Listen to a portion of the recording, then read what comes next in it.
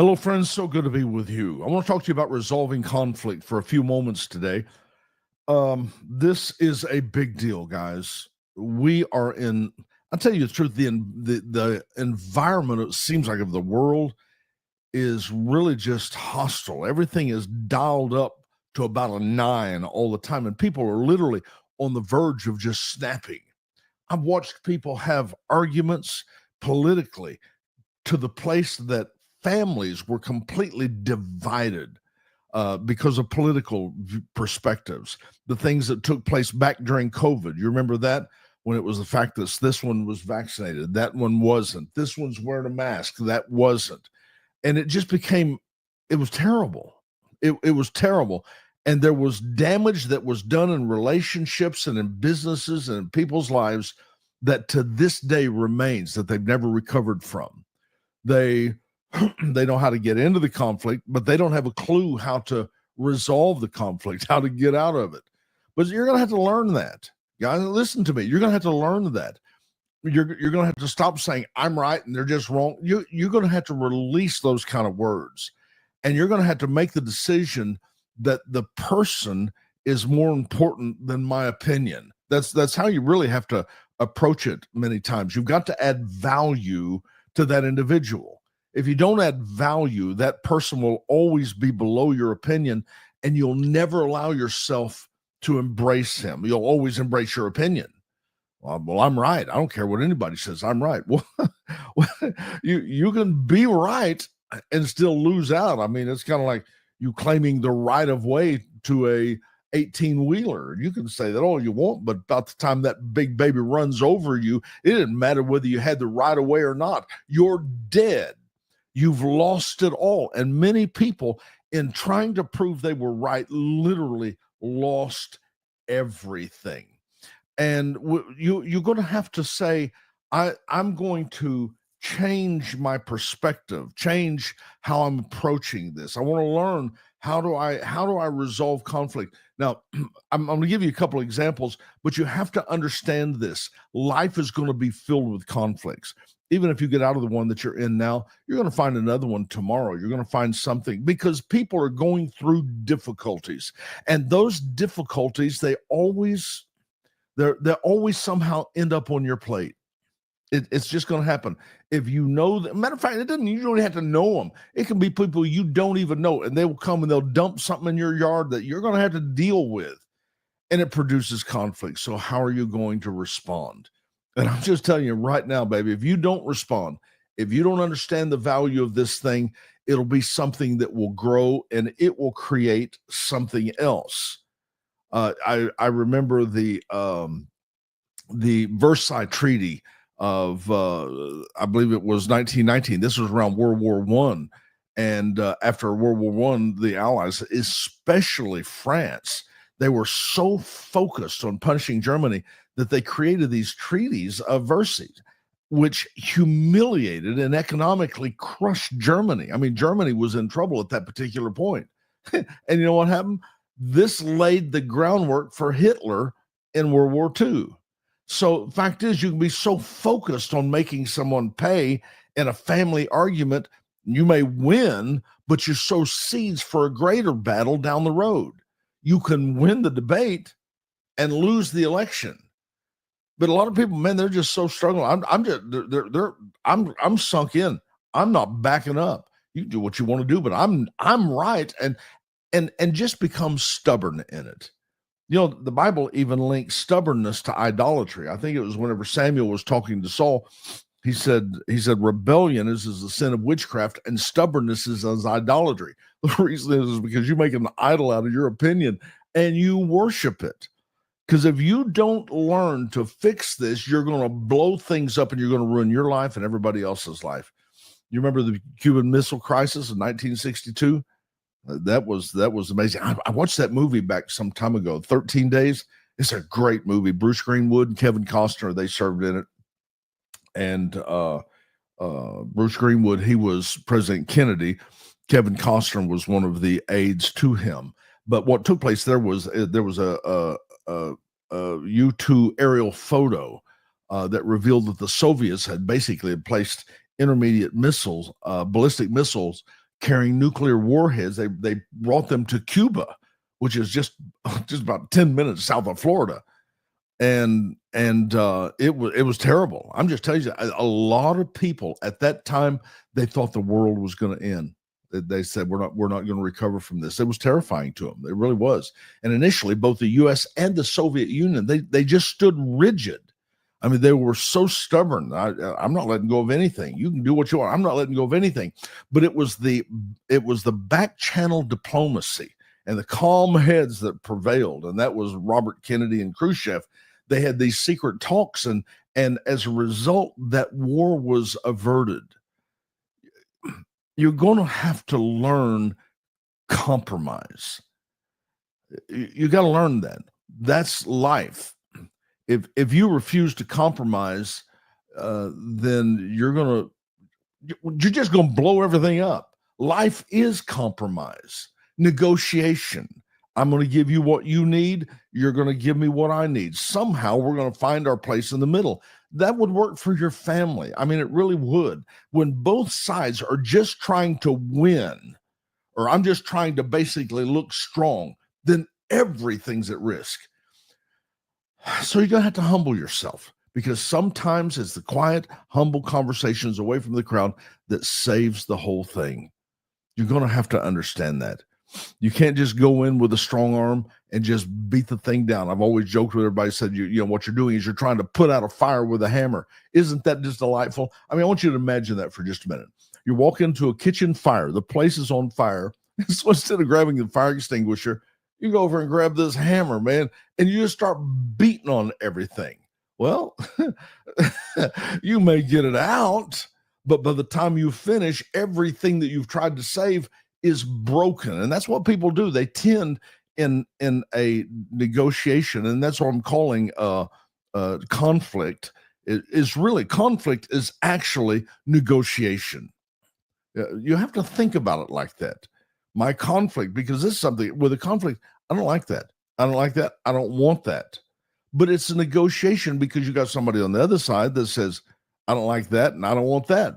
So what are you going to do with that?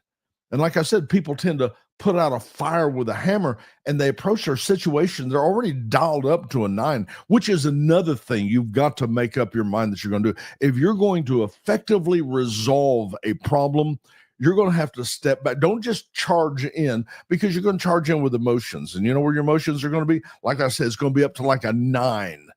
And there's no place to go but blow up. I mean, that's all you could, that's literally at that point, that's all you can do at that. And when you do that, when you come in and you charge in like that, what does it do?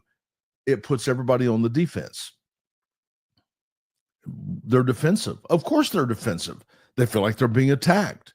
Not only are you against what I think I want, but you're attacking me. And so again, you can get it done, but there's so much destruction. And when you finish, it's just simply not worth it. You can win the debate and you can lose the election. What that mean? I can win this particular point that I'm going to get across, and I'm going to say this. You can say that, but the end result is you lose your family. You lose your friend. You lose your connection. Somebody said, well, I don't like that person at the, I don't like that person on whatever board that is. I don't like, it doesn't matter who it is.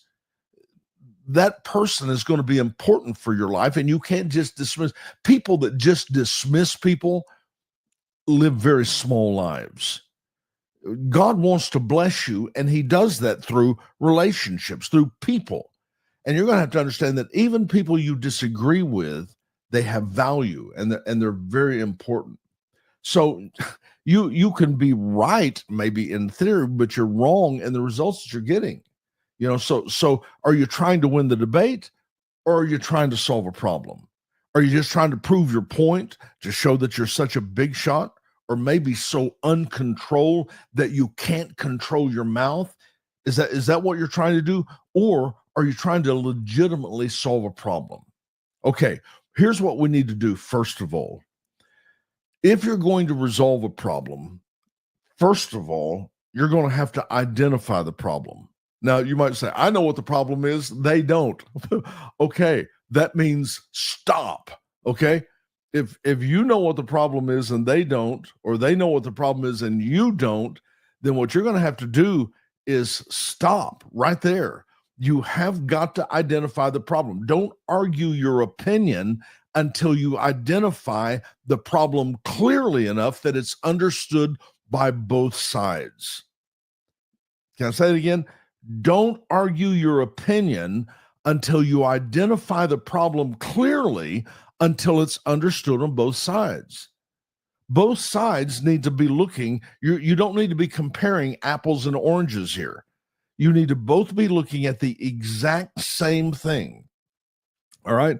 And that way, then you can branch out from there and you can begin to find ways to where you can, because you may disagree on part of it and agree on other parts of it.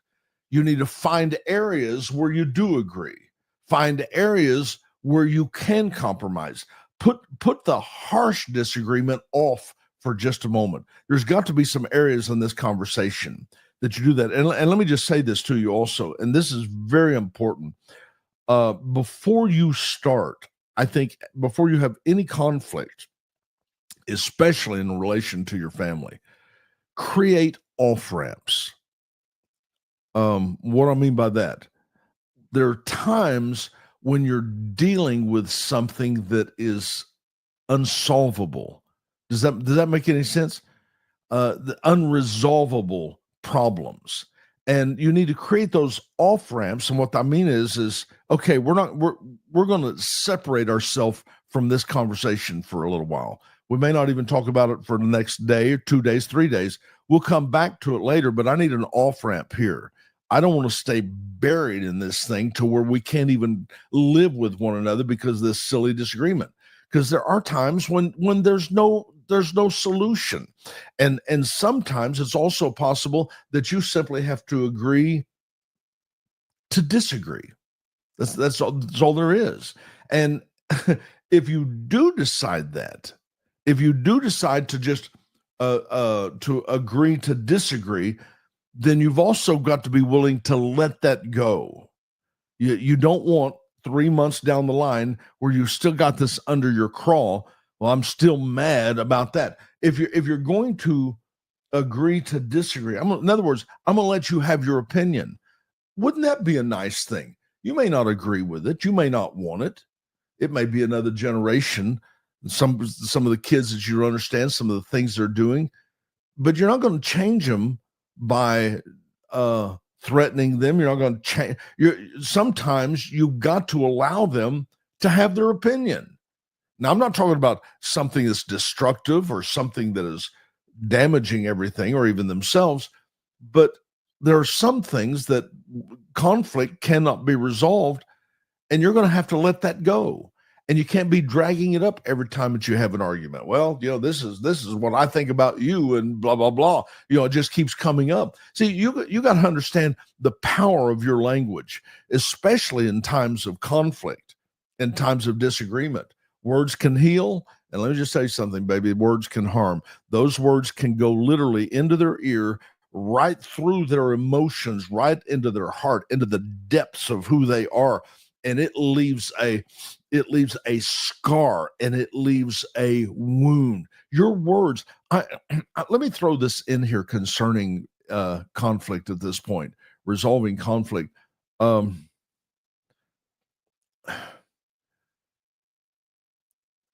You need to check your tone, not just your words, your tone. Because that speaks, your attitude speaks louder than you realize. And a lot of people, what they do is they hear your tone first. You can say the right thing, but if your tone is awful, it scares the daylights out of them. The color that you're giving out. You could take a hound dog that wants this bone, and I'm going to give it to him, but I'm going to charge at him while I'm giving it to him. Well, his natural response is he's going to turn and run away. So your approach, your tone, that all makes a difference. Your attitude. If you're going to resolve conflict, don't come in and be a punk. That literally shuts everything down immediately. What you're basically saying to them is, your opinion is stupid to me, and I'm not interested in blah blah blah. I'm just not. And how are you going to resolve anything unless you beat them up? Let's say, for instance, your family. I'm just going to beat the tar out of you, and you're going to accept it. Well, how does that help with their growth? How does that help? How does that help with their expansion? They're trying to learn how to. Is this how your family deals with conflict? Kind of, you shut up. I'm the boss. You shut up and sit down. Your opinion doesn't matter to me. Well, they're going to grow up doing the same thing, and that's not resolving conflict. All that is means you've run out of words. You've run out of anything intelligent to say. So you just try to beat them down. So I want you to, as you're dealing with these conflicts that you're dealing with, you need to take phrases that disarm defensiveness. And one of those phrases might be, help me to understand what you're saying. You're saying this, help me to understand what you're saying, okay? Or you might say, I feel this, rather than saying, you always. When you start saying you always, well, okay, that just throws up a red flag, and suddenly my feelings are hurt and I'm defensive about it. So rather than saying you always, just say, well, this is how I feel about this situation. Or you might say to them, tell me, what do you need from me right now? In this conflict situation, what is it that you need that I can help that might change this? So help me to understand what's going on. I'm feeling this way. I really am. And maybe I'm wrong, but I'm feeling this way. So tell me, what do you need from me that I can help with? Actually, I've got just a couple of things written down here. Let me just give them to you as just kind of a practical takeaway. A conflict tool belt. I don't even know if that makes any sense. Share a couple of your tools that you can use when negotiating, when you're navigating conflict. One is, real quickly, you could just say, I have a 5-second rule. In other words, when something is said, pause for 5 seconds. Think about it for just a minute. Pause before speaking. Number 2 might be the mirror method. And I think this is really important, is the fact that I repeat what I heard before responding. In other words, you said this to me. Now, before I jump out and say something, I'm going to repeat what you just said to me to make sure that I didn't misunderstand. Okay. I need to know that. Okay. A third one might be a timeout card. In other words, if things get escalating to the point that it's being destructive, take time out. I got to take a break. Okay, excuse me. What we're going to do is we're going to take a 10-minute break here, maybe 15, 20-minute break. Let's go get some coffee. Let's go get some lunch, and then we'll come back and pick this up. Sometimes you have to stop it midstream when you feel like it's going wrong. Throw something in there, because it accelerates the more you feed it. Sometimes you have to let that fire go out. I think one of the things that was very important to me is to find the neutral ground. I want to pick the right time and the place. I would like for it to be, if I'm going to do this, I need to make sure that it's not at a time that you're under a lot of pressure, that you're going through something, that you're angry or frustrated about something. I need to have all of that laid out, so it's not, you're built up to let's say a 7 or an 8, and then I come in and I put this on you. Well, I don't stand a chance. So these are just a few things. Here's another one: the apology with ownership. That one I love. No buts at the end. We're going to have a conflict. We're going to resolve it. We may even disagree on something. But I'm not going to say, yeah, but I don't need that. I don't need that. If you're going to accept it at the end, make sure that you do that. Take control over your mind. Don't let your mind control it. Listen, guys, don't let it run off with you. I'm telling you, because your insecurities. Well, I don't have any insecurities. Sure you don't. Yeah, you do. You do. And if you're not careful, you're going to lose the rule over your mind. The Bible said in Proverbs, it says, whosoever has no rule over his spirit, he says, it's like a city that's broken down without walls. In other words, there's just no defense. And again, and when you come to that place, it's kind of like what I said a while ago, putting out a fire with a hammer, people breaking a window to unlock a door. I mean, you got inside, but there's so much damage that you're going to have to fix. And everybody remembers how stupid that was. Not only did I fix a problem, but my problem created another problem. So even if you resolve the issue, how you resolve it determines the long-term trust and connection and all of these other things. Okay. Now, I want to give you a final thing here. I know we could talk about this and probably never touch it to the point that it needs to be touched. I mean, I can grasp and pull some things together. To be honest with you, there's a lot more that needs to be said. Maybe we can do that a little bit different time. There is a point to where you learn to yield. Learn to yield. When I say I'm sorry, I'm yielding to you. And if you don't understand the nature of people, you'll find yourself not working. How can I say this? You're not working the room like you should.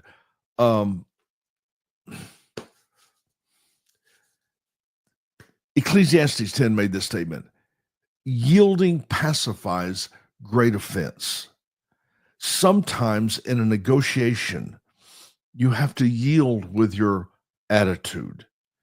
Yield, bring some softness to what you're saying. If you said something wrong, say you're sorry. I never meant to say that. I apologize. You want to apologize to them and give them an opportunity to receive your apology. Now, if they're so hardened that they won't receive your apology, that says more about them than it does for you. But if you yield, it will surprise you that even the most stubborn situations will soften. And so what you're learning to work the room, you're learning to work the situation, you're massaging it through yielding, and it softens it, because you have to really understand what's really more important to you. What are you willing to pay? The cost is enormous. The cost is enormous. Listen to me. You're not going to get out of this without great, great loss if you don't watch yourself. You're going to have to know what you're going to have to do. The American Civil War peace talks. Now, I don't know if you've ever done any research on the Civil War, but this was 1865 is when this peace talks treaty was trying to take place. But it's too late. They hung on to it.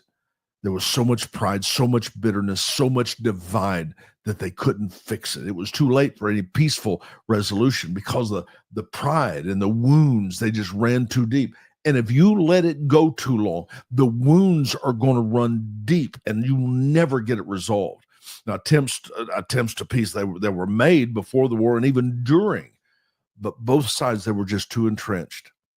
They were too entrenched, and pride, money, and power was more important to them than peace.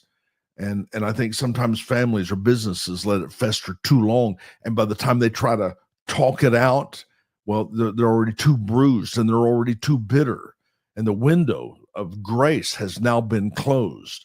And you know what the result of that Civil War was? You know what it was? A lot of times we don't think about it. Because, we look at Vietnam, and Vietnam was a horrible and tragic thing. Over 50,000 men died. Do you know how many men died in a 4-year period of time? April 1861 to April 1865. You know how many men died in that 4-year period of time? 620,000 men. My God.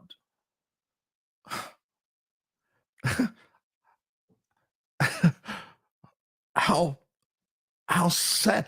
And brothers, people, almost like, you can have somebody come from the north of the United States to the south of the United States, and they're fighting, and 620,000 people died because they couldn't come to the blooming negotiating table.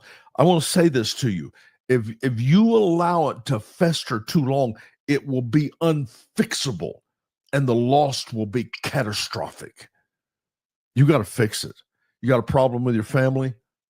Get off your high horse and go apologize. Well, I didn't do anything. Listen, I've apologized for stuff I didn't even do just to get past the impasse of that silly thing. Do you hear what I'm saying? If well, my kids won't talk to me. Why? Okay, I want to know why. Why won't they talk to you? Well, I don't know why. Well, you know what it is. Obviously, they know what it is. Why don't you find out? Why don't you go and ask them and say, what is it?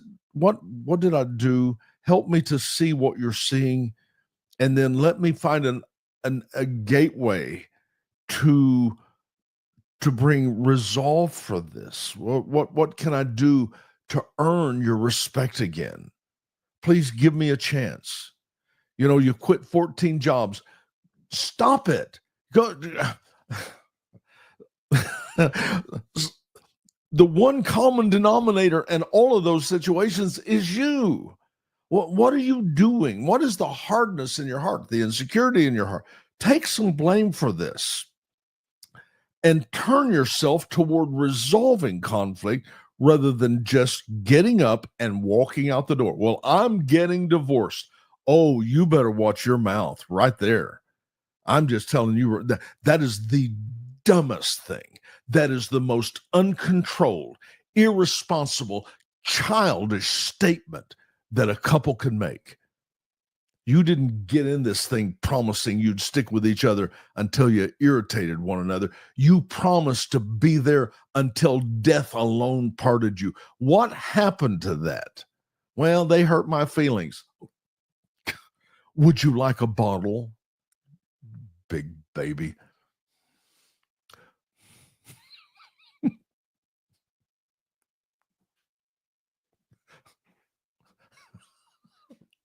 Jeez.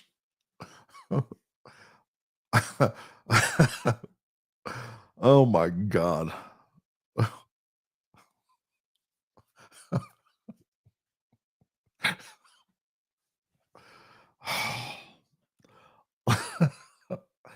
Listen to me. Life is too good to blow up in the middle of it. It will cost you.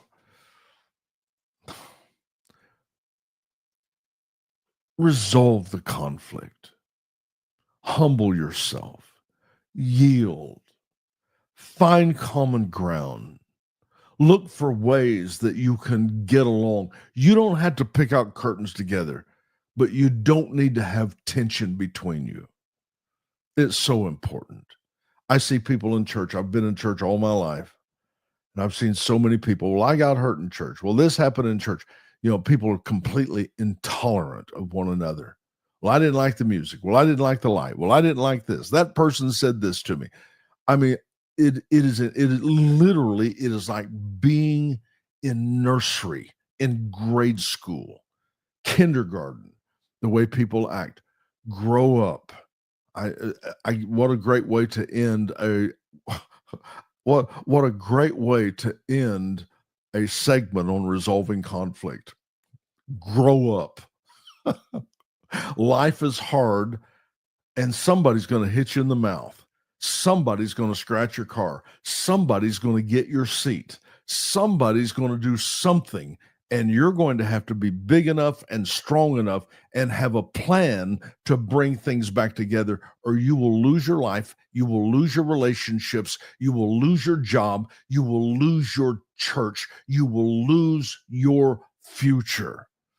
You've got to make the decision that you're going to do it. And I will say this in closing is the fact that in resolving conflict, you know what comes first? You all know what it is?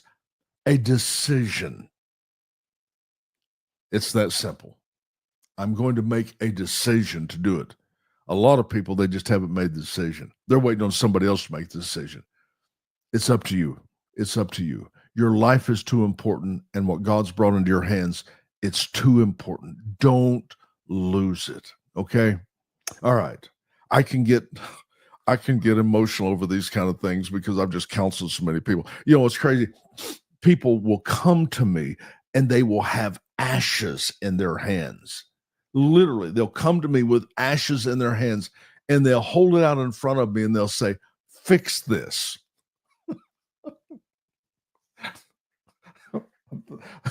I mean, nobody can fix that.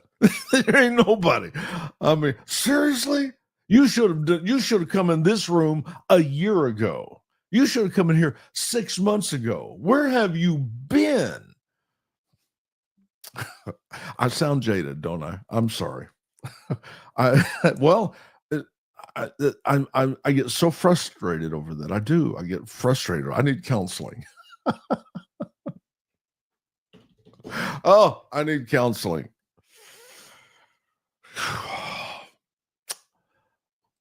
I love you guys. I really do. I appreciate you. I'm here to help you. I think I can help you. Okay. Let me know if I can help you. And please know at least I'm praying for you. I'd love some feedback from you. And it would also be great if you could share this with somebody. It'll be a blessing to them. I promise. It'll be a blessing. And maybe you can be instrumental in helping them resolve their conflict. Okay. All right. I'm out of here. I'll talk to you in the next session. Bye-bye.